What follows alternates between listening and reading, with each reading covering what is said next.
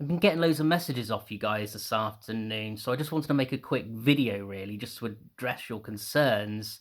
You'll be telling me you're really upset, you're really angry, and are really scared about this migrant crisis that we got going on at the moment. And today, again, looks like another record-breaking day with these economic migrants coming over. There's been a lot of upset as well from the scenes that we saw last night in a small village called Penally by Tenby, which is obviously a popular tourist destination. There's been 250 migrants taken to this army barracks there, and the locals have clearly, well, they're really upset by this. And I mean, who can blame them? You got 250 people coming in, and they're not people from, say, like any other parts of the UK. They're people from a different background and culture, males, mainly between 18 and 26. And for this to be basically dumped on a tiny little village is going to have massive, massive implications. So I've got every sympathy for the people that live in that area. And of course, we know it's a popular tourist destination. And what we're going to see soon is just migrants hanging about all the place, like we've seen in other places of Europe and in places like Greece. And who knows, at some point when they start getting fed up, they might just start setting fire to things like the barracks. It's going to have a massive impact on the area. But I salute all those Welsh people who were out there protesting against this yesterday.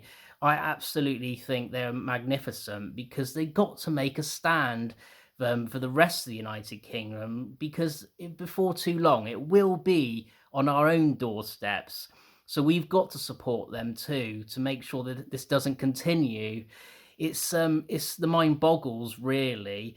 I think with this COVID situation going on too, the mainstream media have got a good way to avert talking about this. So there's a lot of smoke screens going on.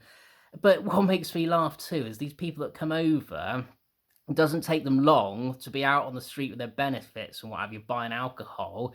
They're not quarantined or anything either. So it makes the whole of this lockdown in different places an absolute joke. It's just completely the mind just absolutely boggles. But we need to remember, these people are economic migrants. They've got nothing to offer our country. They're not genuine refugees. They've come from France. They've risked their life to cross the channel to come here, and they've got no business being here. But they come here purely for the benefits. So one of the first things the government needs to do is remove those benefits and those incentives for them to come here, because we don't want or need them. It puts a strain on our tax system because we've got to pay for this, the taxpayer. It's okay to stand up to racism and then the rest of them to be protesting against what they call the far right, which really are just concerned residents.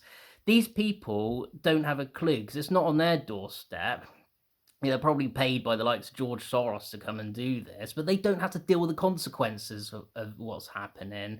And it's these sort of people, they're the real enemy and the traitors within.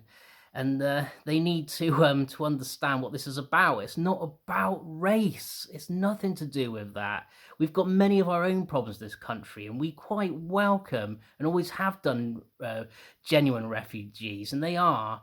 But we just can't be the dumping ground for just anyone who wants to come here. And these people are often exploited for cheap labour too. They work on cannabis farms, nail bars, restaurants, you name it. They're basically slave labour. And we hear this old line, oh, they do the jobs that the Brits don't want to do. Well, the Brits don't want to get out of bed to be basically slaves, and I don't blame them either. But this is what's happening. Now, people of the United Kingdom and Britain, I urge you now, please, it is really time to unite. It's ironic that 80 years on from the Battle of Britain, we are now facing the second Battle of Britain, where we are actually seeing an invasion. And we've got to stand up and stop this, because like I said, it'll be on each and every one of our doorsteps soon. And so it's no excuse not to get involved now. You've got to be vocal about it. Write to your MP, anything.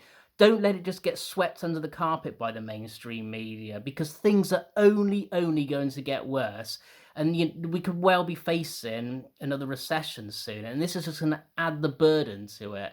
So please, everyone in the United Kingdom, Britain, please, it's time for us to unite now, and let's get that fire back in our belly, and let's think about what those before us have done to where they shed blood for our freedom. We can't just throw that away. So, guys, thanks for your messages again today. And thanks also for sharing my posts. It really does mean a lot to me. This isn't my page; it's our page. So all I'm doing is hopefully speaking out for you, and perhaps we can start making some traction soon and getting on top of this. But anyway, thanks again and take care.